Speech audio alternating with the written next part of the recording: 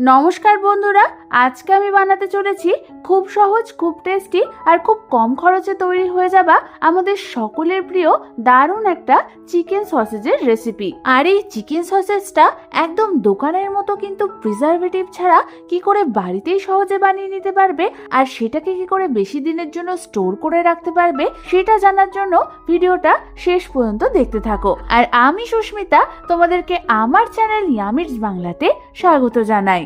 এই চিকেন সসেজটা বানানোর জন্য প্রথমে আমি এখানে 3খানা চিকেন ব্রেস্ট পিসকে ভালো মতো ধুয়ে নিয়েছি। এবার এই এক একটা ব্রেস্ট পিসকে আমি এরকম ভাবে ছুরির সাহায্যে ছোট ছোট টুকরো করে কেটে নেব। তোমরা দেখো আমাদের সমস্ত ব্রেস্ট পিসগুলোই কিন্তু ছোট ছোট টুকরো করে কাটা হয়ে গেছে। এবার আমি এগুলোকে একটা মিক্সার গ্রাইন্ডার জারের মধ্যে ট্রান্সফার করে দেব।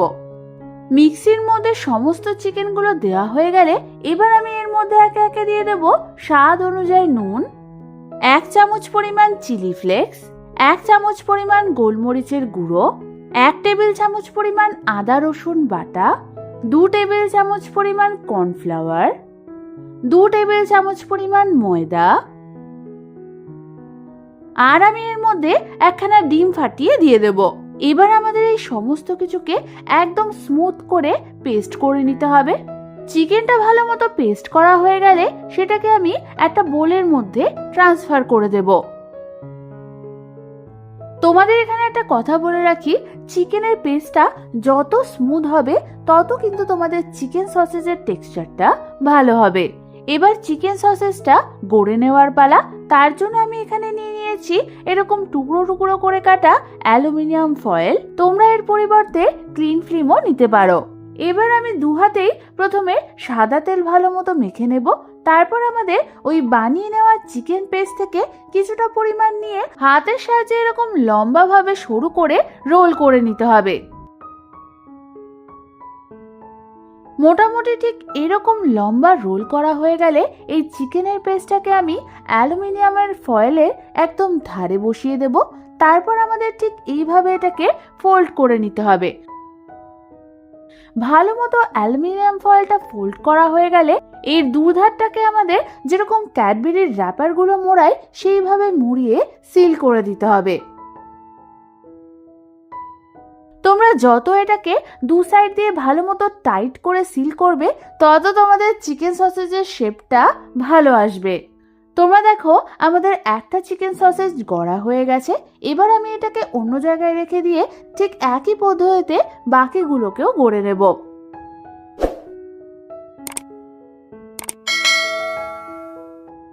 তোমাদের আমি এখানে যে কোয়ান্টিটিটা দেখিয়েছি সেটা দিয়ে আমার মোট 8টা মতো চিকেন সসেজ তৈরি হয়েছে। সমস্ত চিকেন সসেজগুলো গড়া হয়ে গেলে এবার এটাকে সরিয়ে রেখে অন্যদিকে আমি গ্যাসের লেয়ারটা কড়াইতে এগুলোকে বয়েল করবার জন্য বেশ কিছুটা জল গরম বসিয়ে দিয়েছিলাম। জলটা ভালো মতো গরম হলে আমি এর মধ্যে অ্যালুমিনিয়াম ফয়েলে র্যাপ করা এই চিকেন সসেজগুলোকে একে একে দিয়ে দেব। এবার আমাদের এটাকে ঢাকনা চাপা দিয়ে মিডিয়াম ফ্লেমে স্টিম হতে দিতে হবে প্রায় 10 থেকে 12 মিনিটের জন্য। প্রায় 10 মিনিট পর ঢাকনা সরিয়ে তোমরা দেখবে আমাদের চিকেন সসেজগুলো কিন্তু পারফেক্টলি স্টিম দেওয়া হয়ে গেছে। এবার এগুলোকে নামানোর জন্য আমি অন্যদিকে একটা পাত্রের মধ্যে নিয়েছি কিছুটা পরিমাণ ঠান্ডা জল। এবার আমি এক এক করে চিকেন সসেজের র্যাপারগুলো ওই ঠান্ডা জলের মধ্যে রেখে দেব। সমস্ত চিকেন সসেজের র্যাপারগুলো ঠান্ডা জলের মধ্যে রাখার পর আমি ওর ওপর দিয়ে কিছুটা পরিমাণ বরফও দিয়ে দেব, যাতে এই চিকেন সসেজগুলো তাড়াতাড়ি নর্মাল টেম্পারেচারে চলে আসে।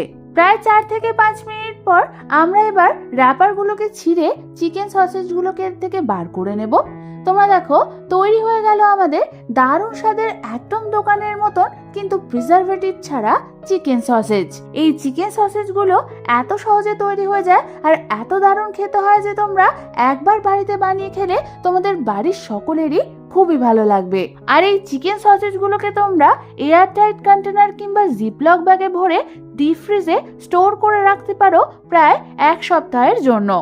তারপর তোমরা এটাকে ফ্রিজ থেকে বার করে নিয়ে হালকা ভেজে কিংবা পিৎজা বা পাস্তায় দিয়েও খেতে পারো।